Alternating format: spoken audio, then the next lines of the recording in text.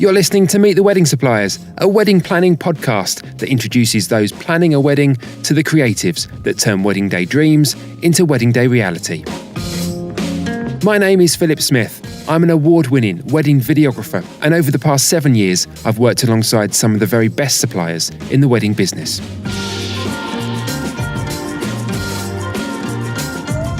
And in this podcast, I'm sitting down with photographers and florists, planners and caterers, venues and videographers, cake makers and toastmasters to discuss their process, the lessons they've learned, and their tips for those planning a wedding.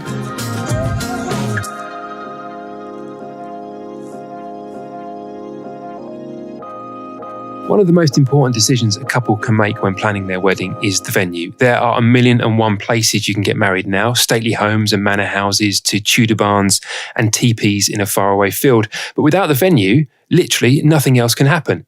It's probably the first big decision that those planning a wedding will make, and it really does set the tone for the day that they want to create. But with so many choices around, how do couples find the right venue for them? The venue that fits their wedding vision, their outlook, and their values. On today's episode of the podcast, we're delighted to welcome Adam Dixon-Smith from Houchins to tell us about his venue and about how they work with couples in planning their wedding. Adam, thank you for joining us. Thank you for inviting me to have a chat. We should set the scene, I suppose, first of all. We are in the drawing room here at Houchins, and listeners to the podcast may hear a fire going in the background. It's nice and cosy in here, but you've just had one of your open days this year, haven't you? Yeah, we have. We probably do about 6 open days a year, every 6 or 8 weeks, and it gives us an opportunity to dress the barn up ready as if it was a wedding actually taking place, so fully laid up, and that really helps couples to get a feel for what it would look like on their wedding day. So DJs in the dance hall, all the tables are fully laid up, flowers are on the tables, and the marquee is set up for civil ceremonies outdoor. So it's really popular with brides and grooms and couples because they don't have to use too much imagination to see what it's going to look like on their wedding day. I think one of the important things for couples when they're looking around at venues is to get the feel of a place, isn't it? And I suppose one of these open days gives them a good example of how the venue feels for them. I remember when my wife and I got married, we searched out a few different venues. And for us, it was a case of we'd walk into one place and instantly we would feel like it wasn't for us. And then we walk into another place and instantly we would feel like that was perfect for us. I suppose it's about the tone and the feeling of a venue as well, isn't it? Yeah, no, absolutely. And in fact, I think it's really important, particularly in a county like Essex and Suffolk, there are so many venues, and they're most of them are really beautiful places and original places.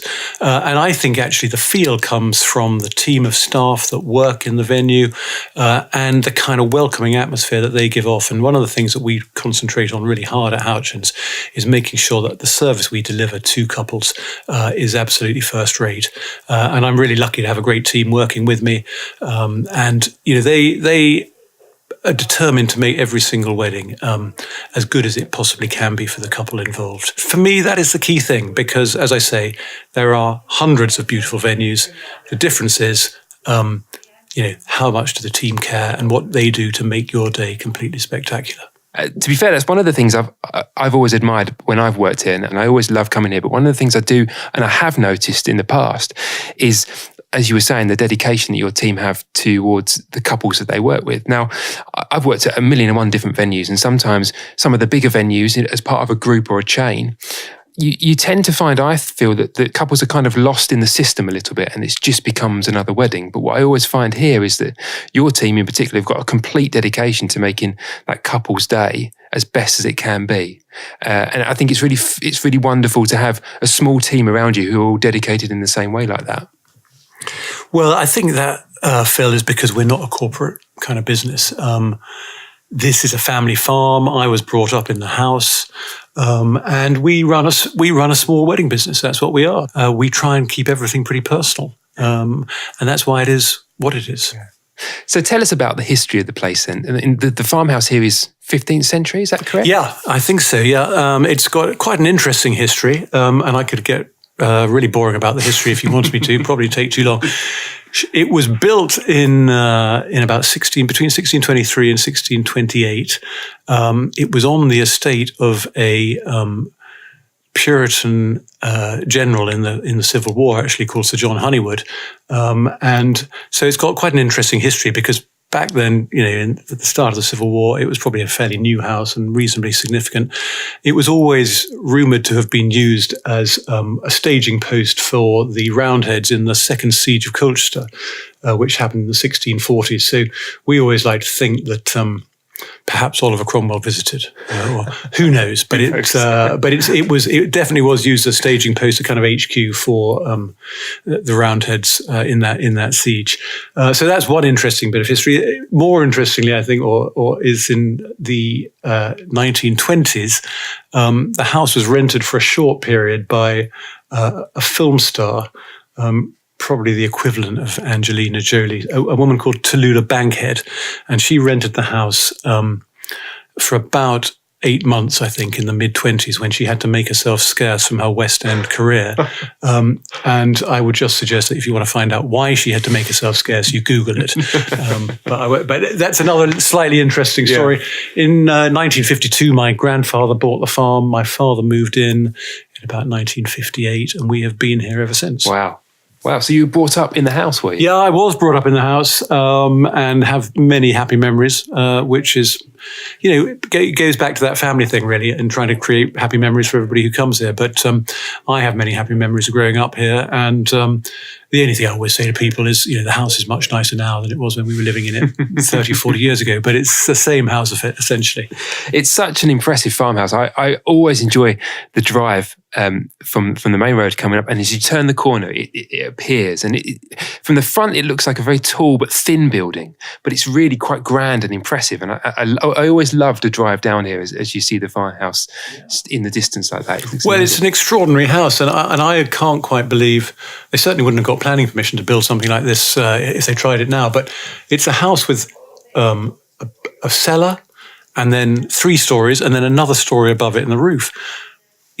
There are no other houses for half a mile. Yeah. What were they doing building such a tall house? And they could have just built single story for as far as they wanted. Yeah. I don't understand it. But clearly the guy who built it had aspiration to be noticed from the A120 or whatever that road was called. Stain Street, I think it was called back in the 16th century.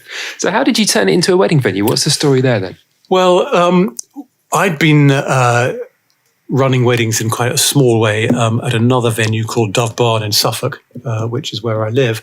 And we'd taken that business up to about 30 or 35 weddings a year, and we were looking to expand it a bit more.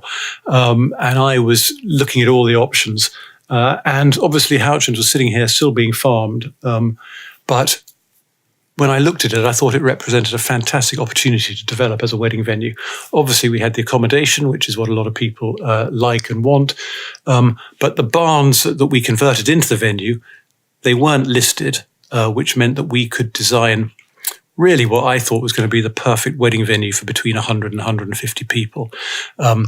We'd been doing weddings for 10 years. We'd taken lots of learning from Dove Barn, and we applied all of that to Houchins Wedding Venue.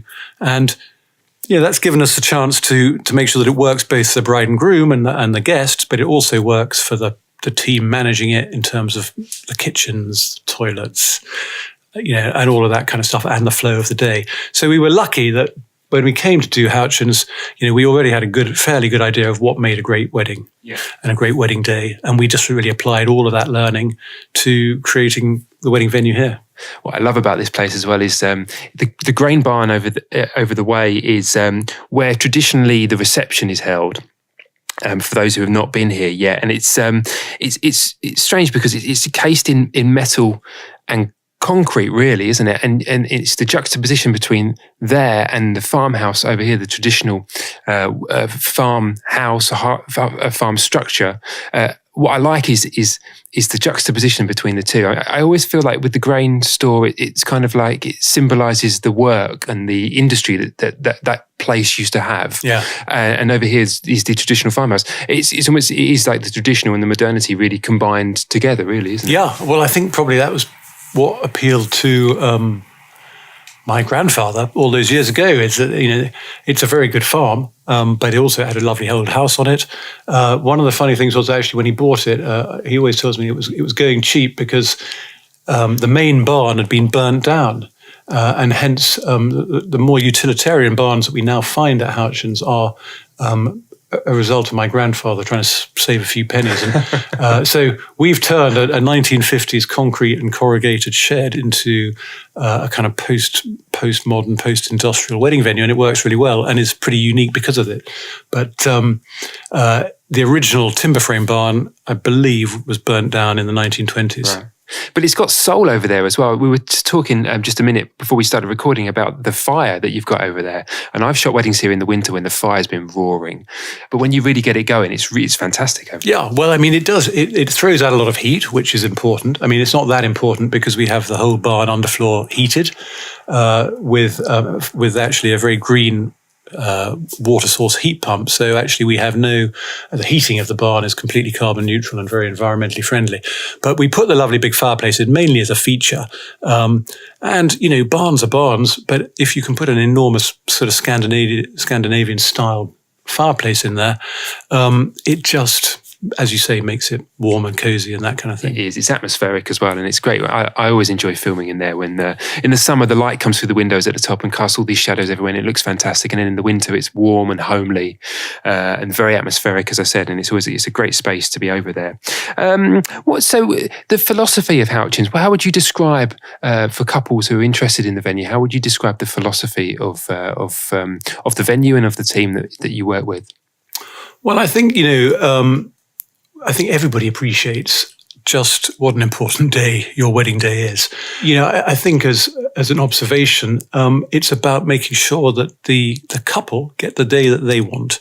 And as venues get bigger and more busy and more established, it's quite easy to put up barriers that make it more formulaic and so on. And one of the things we try and avoid doing is that. So, we appreciate that every day you only get married once, and it's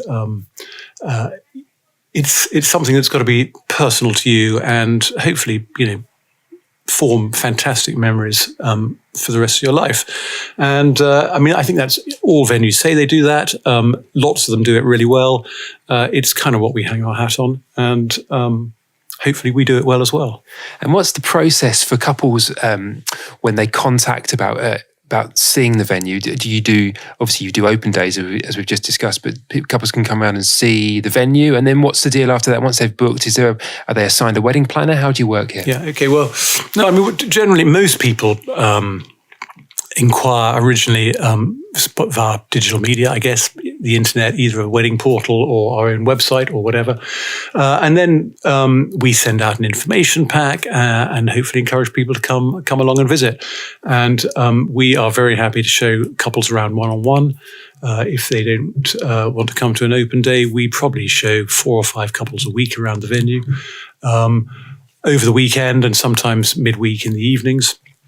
And then after that initial show round, if people are interested, there's obviously a bit of toing and froing as we answer questions and queries that couples may have about the form of the venue, whether the accommodation is available, and all of that kind of stuff. And then we, hopefully we ask for a first deposit and we send out a contract once people are happy with their contract. And I think, hopefully we're pretty thorough at explaining all elements of it, so there are no sort of shocks or surprises later. People can sign the contract, pay their deposit, and I always say at that point their name is carved in stone against the particular date that they've chosen.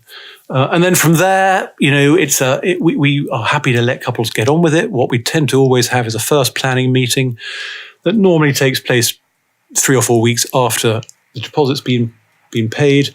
We hopefully stimulate some ideas, explain how it all works, and then very much leave couples to their own devices. So we're on hand to advise as much or as little as you would want, and people can come and visit as often or as little as they want. Most brides come back anything between 2 and 5 times, depending on the amount of lead time they've got and so on. Yeah. But obviously, always welcome to come back with other members of the family and so on. And then the crucial planning event is what we call our final planning meeting. It normally takes place 4 to 6 weeks before the wedding. And probably takes an hour and a half, sometimes 2 hours. And it's at that meeting really when couples have got a pretty good idea of final numbers that we go through line by line, virtually minute by minute, in terms of the setup, the flow of the day, the decorations. And it's an essential meeting. It's really what stops there being any cock-ups on the day.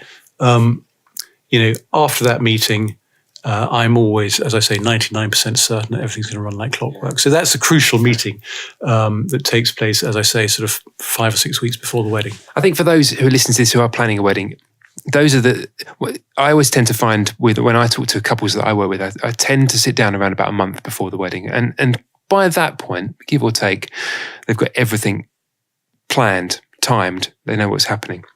And it is really important because those are the times when you are talking with the suppliers who do this week in, week out with the venues or the photographer or the videographer, that we can find moments that may not work or may need to just change the timing slightly so that the day runs smoothly.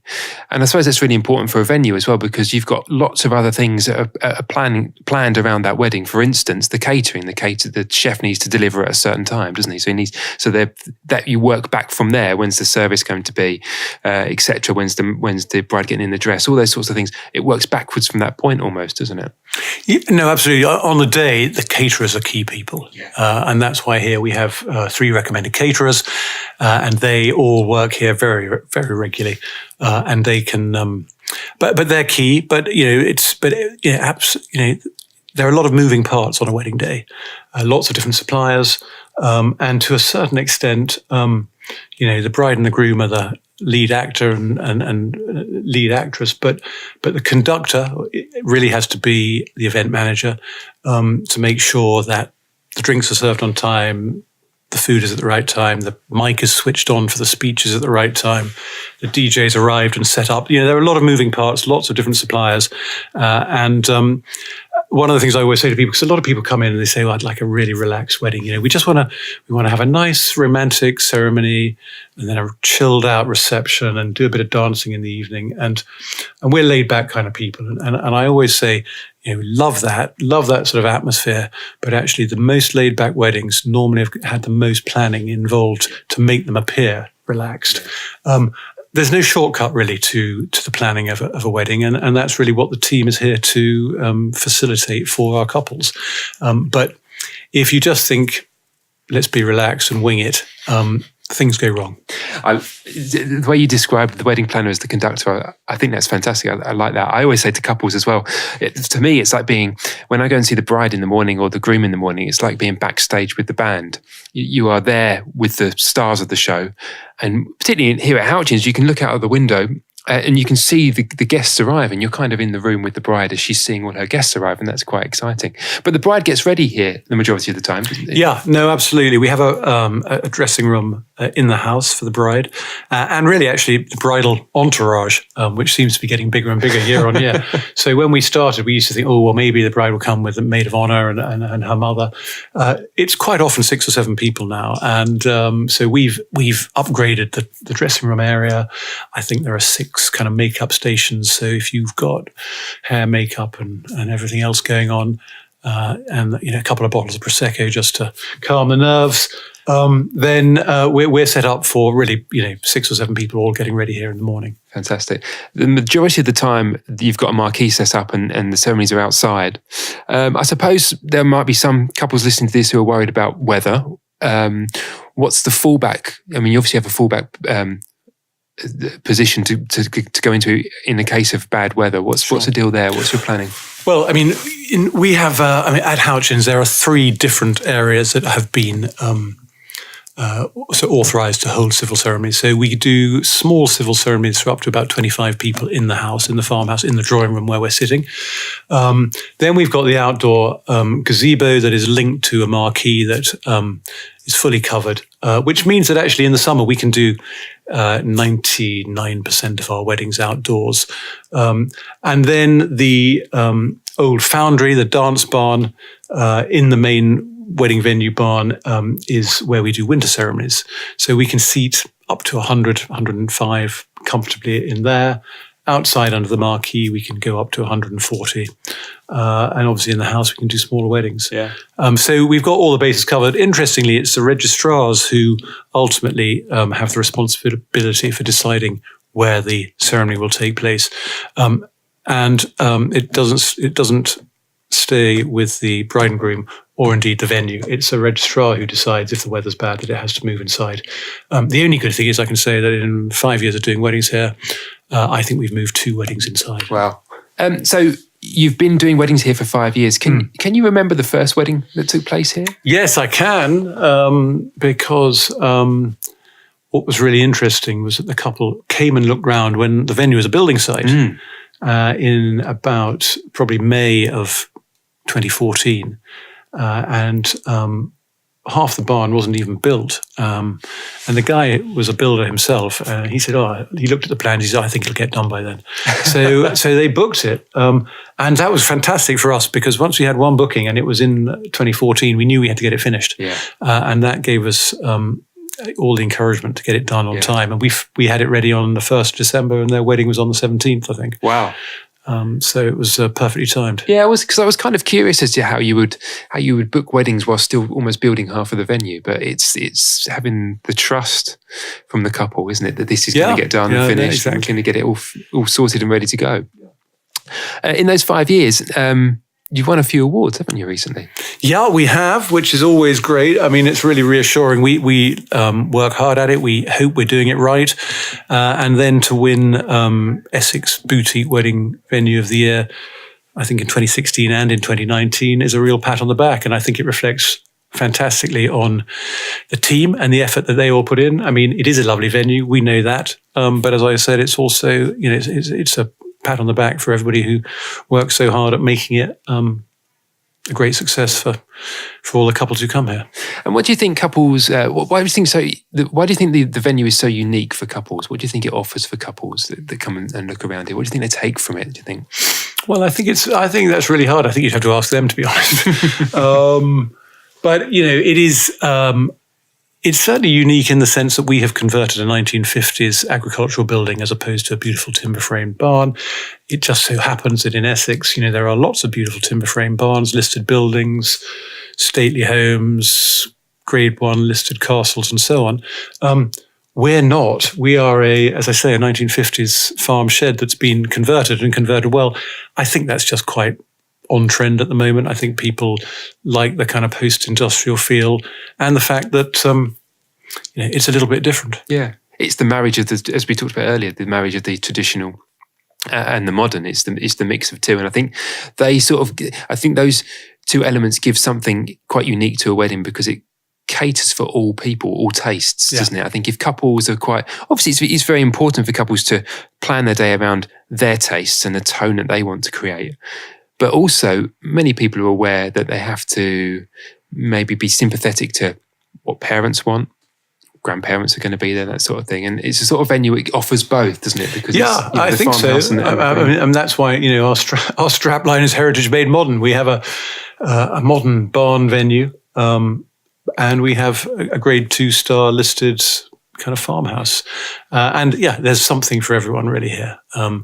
It's countryside, but it's easy to get to, And if we wrap up now, I think it's really important if we have, if you've got any tips for couples who are planning a wedding, what would you, from a venue owner's point of view and somebody who puts on weddings all the time at your venue, what do you think are the important things for couples to remember when they're planning their day? Whether it could be something like, just to try and stay relaxed or have trust in the venue. What are the most important things that you'd like to impart to couples who are listening to this podcast? Well, it sort of goes back to planning. I think you'll have a fantastic day on your wedding day, almost wherever you get married. It's a lovely, brilliant, celebratory day. So on the day, it's going to be fantastic. You might look back and think I could have done it slightly different in a month's time. And that's where we're here to help you plan it and to think about all of those things in advance. But I think, so for me, having a clear mind of what you want and not getting too blown off course by all your other friends and relatives who will have a point of view and might try and influence you. Kind of have a clear view of what you want as a couple, and then deliver that dream, and you should be happy. And work with a venue that you feel comfortable with, and work with caterers that you feel comfortable with. There are lots to choose from, and everybody's different. So to make your wedding day fun, work with people who you can have a laugh with. That's fantastic. And where can people get more information about Houchins? The website. What's the website? Yeah, the website is houchins.co.uk. We've got a Facebook page. We're on Instagram. And of course, we're on the good old-fashioned telephone line. I would say houchins.co.uk is the place to go in the first instance. Wonderful. Thank you very much. Thank you, Adam. Thank you for chatting with us today. My pleasure.